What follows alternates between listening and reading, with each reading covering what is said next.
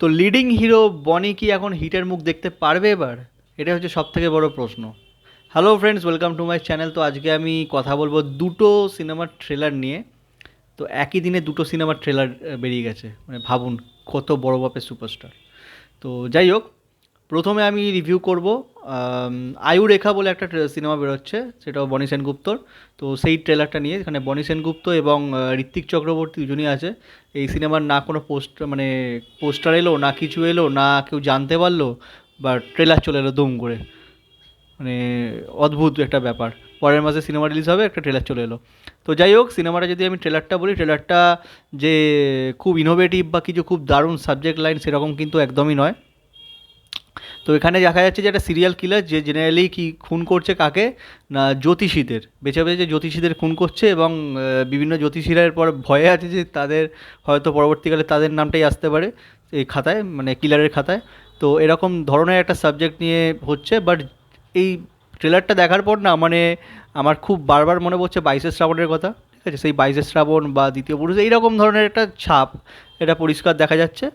মানে যত, মানে কি বলবো, সস্তার 22শে শ্রাবণ যদি বলি, ওই ধরনের একটা জিনিস বোঝা যাচ্ছে।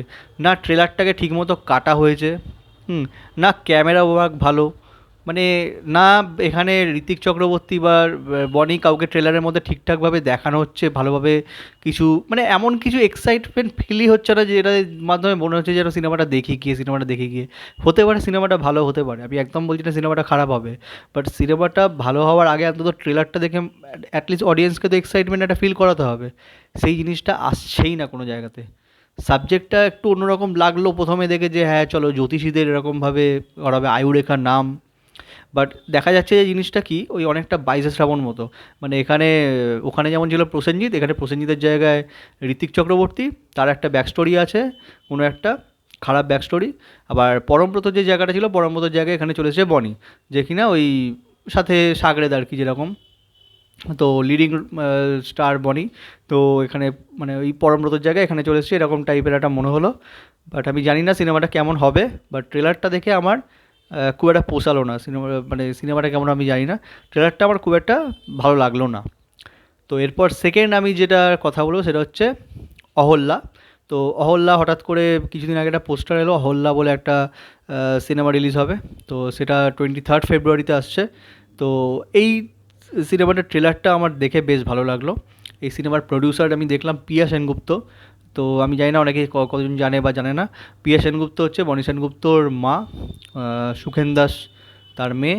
পিয়া সেনগুপ্তর সাথে অনেক সিনেমা প্রসেনজিৎ চ্যাটার্জির আছে বা কিছু, যদি দেখেন তো আছে, জানতে পারবেন যে অনেক সিনেমা করেছেন তিনি।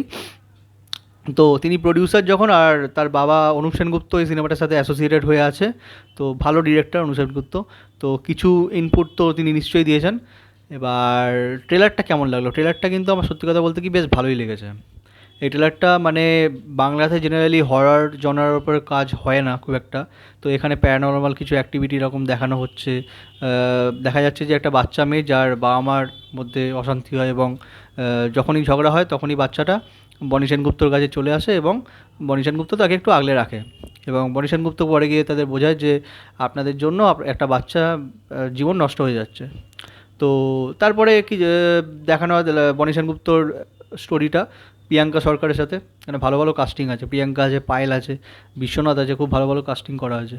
কিন্তু কিছুক্ষণ পর ট্রেলারটা আমরা দেখতে পারি যে এটা পুরোটাই কল্পনা, এবং বাস্তবে এই বাচ্চা মেয়েটি এক্সিস্টই করে না। এরকম ধরনের বারবার জিনিস দেখা যাচ্ছে। এবার এটা কী বা কেন, সেরকম কিন্তু পুরোপুরি স্টোরিটা আমরা জানতে পারছি না ট্রেলারটা দেখে। সেটা জানতে গেলে কিন্তু আমাদের সিনেমাটা দেখতে হবে। যদি আমি ট্রেলারটার কথা বলি, ট্রেলারটা খুব বেশ ইমপ্রেসিভ লাগলো আমার দেখে। আমি বলছি না যে একদম নতুন, একদম আউটস্ট্যান্ডিং একটা কিছু হয়ে গেছে, এরকম একদম নয়। বাট জেনারেলি এই জনারের উপর কাজ খুব একটা হয় না। আর ডিরেক্টর যখন অভিমন্যু মুখার্জি যে খুব বড় মাপের ডিরেক্টর তা নয়। বাট তার সিনেমা জেনারেলি খুব খারাপও হয় না, হয়তো বক্স অফিসে খুব একটা ভালো সাফল্য পায় না, কিন্তু সিনেমাটা কিন্তু তার খুব একটা খারাপও তিনি বানান না। রাজ চক্রবর্তীকে হয়তো কোনো সময় অ্যাসিস্ট করেছেন মেবি। তো তার কাজ খুব একটা খারাপ হয় না। তো এই সিনেমাটা নিয়ে আমি খুব এক্সাইটেড। তো একই দিনে দুখানা ট্রেলার আসছে। মানে এটা ভেবেও কেমন লাগছে, মানে প্রতি মাসেই যেন বনির একটা সিনেমা আসছে, এরকম একটা ব্যাপার।